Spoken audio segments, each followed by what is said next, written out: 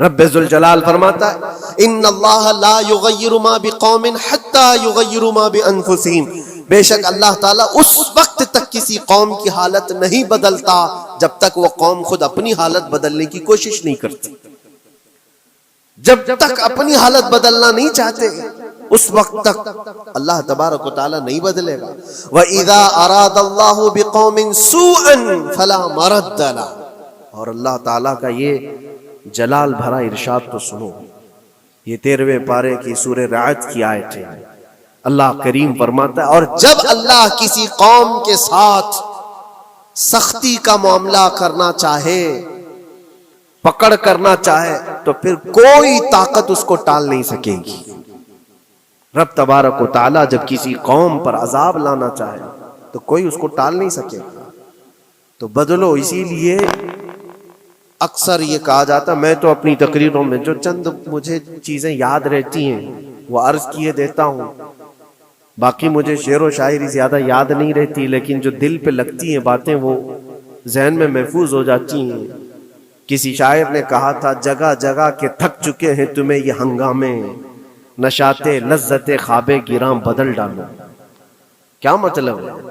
روز ایک ایک ہنگامہ ہوتا ہے، تم کو جگا رہا ہے، اٹھ جا اے مسلمان، اٹھ جا، نشاط لذت خواب گراں بدل ڈالو، لمبی نیند سونے کی جو عادت پڑی ہوئی ہے اس مزے کو بدل ڈالو، غلط روی سے منازل کا بعد بڑھتا ہے، مسافروں رویش کارواں بدل ڈالو۔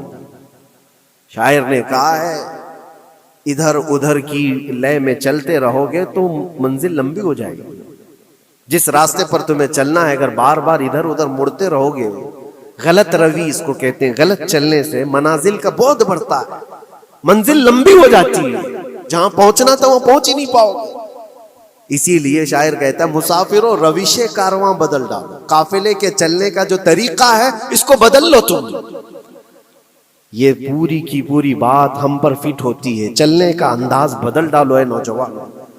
جہاں کسی کے گھر میں آگ لگی وہ دھواں اٹھ رہا ہو، اور اگر کوئی نوجوان اندر بیٹھ کر کے یہ کہتا ہو کہ یہ ساون کا موسم ہے یا پھر یہ ابر رحمت ہے، تو اس کی سوچ پر ہم کیا کہیں؟ جہاں آج پوری قوم قسم پرسی کے عالم میں ہو، امت محمدیہ کے یہ حالات آج دیکھ رہے ہیں، روزانہ دیکھ رہے ہیں۔ تم شیئر تو کرتے ہو، ہر جگہ شیئر کرتے ہو، اور سارے ریلز پر تم جو دیکھتے ہو ہنگامے روز، صرف ہندوستان کے نہیں پوری دنیا بھر کے فلسطین کے مظلوم بچوں کی لاشیں دیکھتے ہو اور شیئر کر کے آگے بڑھ جاتے ہو۔ ان کی چیخیں، ان کے راکھ کے ملبے، ان کا ڈھیر، ان کے تباہ و برباد گھر، ایک ایک قبر میں 80 لوگوں کی لاشیں، یہ سب کیا تم نہیں دیکھتے؟ شیئر کر کے آگے بڑھ جاتے ہو۔ یہی تو ہنگامے ہیں جو تمہیں دھگا رہے ہیں، جگہ جگہ کے تھک چکے ہیں تمہیں یہ ہنگامے خود ہی تھک گئے، یہ اٹھتا نہیں ہے، اٹھتا نہیں ہے۔ ایک دور وہ تھا 100 سال پہلے کا جب یہاں پر موجود انگریز اس قوم کو دیکھ کر یہ کہنے پر مجبور ہو گیا تھا یہ فاقہ کش موت سے ڈرتا نہیں، ذرا بھوکیوں پر بھوکا رہتا ہے لیکن موت سے ڈرتا نہیں، روح محمدی اس کے بدن سے نکال دو۔ روح محمدی ان کے بدن میں تھی، انگریز تھر تھراتے تھے، اس قوم کا کوئی جواب ہی نہیں ہے۔ سب سے زیادہ اگر کسی چیز سے ڈرایا جا سکتا ہے تو موت سے، اور یہ قوم ایسی ہے کفن تو اپنے کندھے پر لے کر گھومتی ہے، جہاں موت آ جائے سو جائے۔ یہ فاقہ کش موت سے ڈرتا نہیں ذرا، روح محمدی اس کے بدن سے نکال دو۔ یہ کس کی بات تھی؟ انگریزوں کی بات تھی۔ اور آج حالات بدل گئے ہیں، سارا کا سارا زمانہ تم پر آج بھوکے بھیڑیا کی طرح جھپٹ پڑا ہوا ہے۔ اور ان حالات میں آپ سے سوال کرتا ہوں، ایک طرف تیز آندھیاں چل رہی ہیں، ایک طرف گھر کے اندر آگ لگی ہوئی، ایک طرف بھوک اور پیاس کی شدت ستا رہی ہے، ایک طرف تمہارے بھائی بہنوں کی بیماریاں ستا رہی ہیں۔ جب اتنے سارے معاملات ہو تو اے نوجوانوں بتاؤ تم کیا کرو گے اس وقت؟ رات بھر بیٹھ کر گیم کھیلو گے؟ کیا یہ گیم کھیلنے کا وقت ہے؟ اس نوجوان پر کیا یہ افسوس نہیں ہوتا کہ اس کے پوری امت کے حالات ایسے ہیں کہ بچوں کی چیخیں نکل رہی ہیں اور اس کو پب جی سے فرصت نہیں ہے، ریل بنانے سے فرصت نہیں ہے، یہ مجرے کرتا ہوا گھوم رہا ہے۔ مسجدیں ویران کیوں ہیں، خالی کیوں ہیں؟ تم نے مسجدوں کو ویران رکھا تو مسجدیں تباہ ہونے شروع ہو گئیں، دوسروں کی نظر ہونے لگ گئیں اور اس پر لوگوں کی غلط نظریں پڑنے لگ گئیں۔ آ جاؤ اے مسلمانوں میرے مصطفیٰ کریم صلی اللہ تعالی علیہ وسلم کی ہدایات پر۔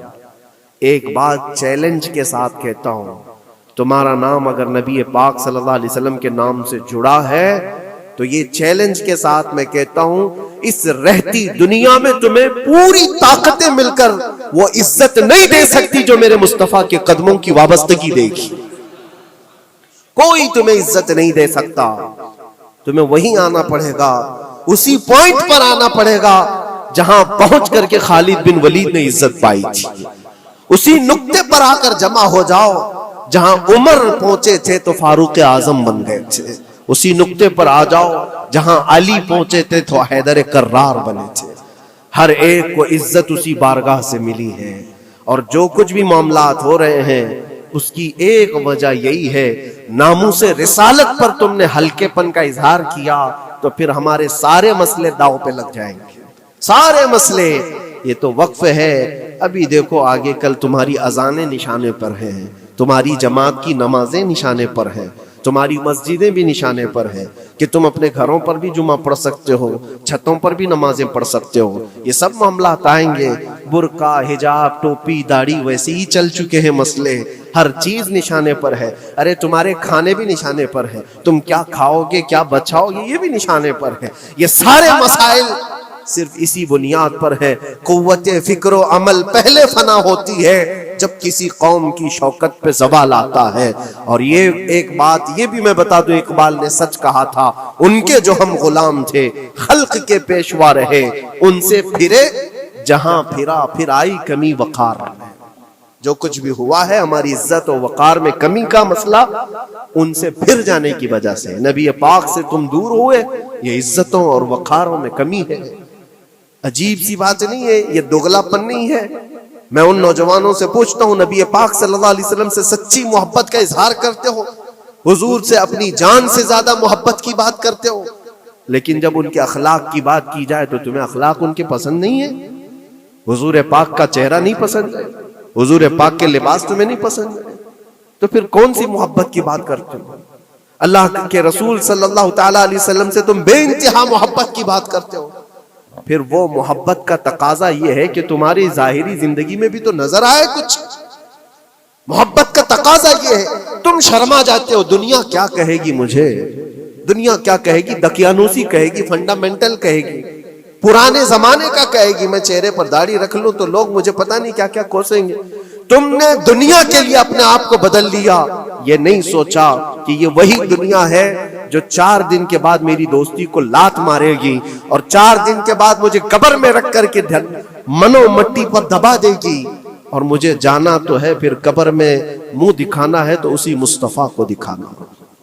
جہاں یہ نہیں پہنچ سکتے وہاں رسول پاک ہوں گے، محشر کے میدان میں جہاں کوئی سہارا نہیں ہوگا اس وقت رسول پاک تمہارا ہاتھ پکڑ رہے ہوں گے، اور تم نے ان کا خیال نہیں کیا۔ آ جاؤ اسی نقطے پر، اسی پوائنٹ پر جہاں ہماری کامیابی مضمر ہے۔ میں صرف اور صرف اپنے بیانوں میں یہی چیز عرض کرنا چاہتا ہوں، صرف اتنا چاہتا ہوں، اے نوجوانوں، جس کے نام سے تم آباد ہو اس نام کے ساتھ صحیح معنوں میں جڑ جاؤ، کیونکہ قرآن کا وعدہ ہے وَلَا تَهِنُوا وَلَا تَحْزَنُوا وَأَنْتُمُ الْأَعْلَوْنَ إِن كُنتُم مُؤْمِنِينَ۔ گھبراؤ مت، پریشان مت ہو، تم سب سے زیادہ بلند رہو گے۔ اگر اللہ نے فرمایا ہے تو یہ 100% حق ہے، اللہ نے فرمایا ہے تم سب سے زیادہ بلند رہو گے، لیکن آگے رب فرماتا ہے ان کنتم مؤمنین، اگر تم سچے ایمان والے ہو جاؤ۔ اور ایمان کس کو کہتے ہیں؟ لا یؤمن احدکم حتی اکون احب الیہ من والدہ وولدہ والناس اجمعین۔ میرے آقا فرماتے ہیں ایمان اس وقت تک کمپلیٹ نہیں ہوگا جب تک تم اپنے ماں باپ اولاد اور ساری دنیا سے زیادہ مجھ سے محبت نہ کرو۔ یہ ہے، اور اخیر میں یہی کہوں گا، ہر مسئلے کا حل، سارے تمام ایشوز کا خلاصہ، علاج ایک ہی چیز میں ہے کہ محمد سے وفا ہونا ہے، تو ہم تیرے ہیں، یہ جہاں چیز ہے کیا، لوح و قلم تیرے ہیں۔ لوگ انتظار میں ہیں، بہت سارے لوگ یہ پوچھتے بھی ہیں ہمیں کیا کرنا چاہیے، ہمیں کیا کرنا چاہیے۔ ظلم پہ ظلم ہوتا جا رہا ہے، ظالم اپنے انجام پر ضرور پہنچیں گے، کیونکہ قرآن میں اللہ کا وعدہ ہے وَسَيَعْلَمُ الَّذِينَ ظَلَمُوا أَيَّ مُنْقَلَبٍ يَنْقَلِبُونَ، ان قریب ظالم یہ دیکھ لے گا کہ اللہ اس کو کس پلٹی پر پلٹائے گا، کس کھائی میں گرائے گا، اسے اندازہ بھی نہیں ہوگا، اس کے بنے ہوئے جالوں میں وہ خود پھنسے گا۔ ظالموں کی ایک لمبی تاریخ ہے اور ان کو بھی پڑھنا چاہیے جو آج ظلم کر رہے ہیں، لیکن تمہارا کردار کیا ہو، اس سلسلے میں جو ہمارے بچے یا نوجوان سوال کرتے ہیں کیا کرنا چاہیے۔ پہلے سب سے پہلی چیز میں یہ کہتا ہوں، جتنا کھو چکے، جتنے جا چکے اور جو اب برباد ہوا ہے، اس چیز پر منتھن کرنا، اس چیز پر بیٹھ کر میٹنگ کرنا، اس سے پہلے میں چاہتا ہوں کہ آگے ہونے والے نقصانات سے پہلے اپنے آپ کو بدل لو۔ آگے جو بڑے حادثات آنے والے ہیں، آگے جو بڑی آندھیاں آنے والی ہیں، اس سے پہلے اپنے دروازے ٹھیک کر لو، اپنی زندگیاں سدھار لو۔ جو ہو گیا ابھی یہ نقصان تو بہت بڑا نقصان ہے امت کا، جو کچھ بھی ہوا ہے، مسجدیں، معبدیں، خانقاہیں، مزارات، اولیاء کی ذات، بزرگوں کے نام، قرآن، اسلام، دین، یہ ساری چیزوں پر جو حملے ہوئے، لیکن آگے چل کر کے تمہارے وجود پر سوال ہوگا، تمہاری نسلوں پر سوال ہوگا، تمہارے علم دین پر سوال، تمہاری محراب پر، تمہارے ممبر پر۔ کل کو دیکھنا یہ آزادی بھی ختم کر لی جائے گی، ممبر سے کوئی کھلے عام بول بھی نہیں سکے گا۔ یہ آج جو ہم بیان کر رہے ہیں، آگے چل کر کے دیکھنا یہ آوازیں بھی بند کر دی جائیں گی کہ کھلے عام کوئی مولوی بول نہ سکے، جو ہم چاہیں وہی بولے۔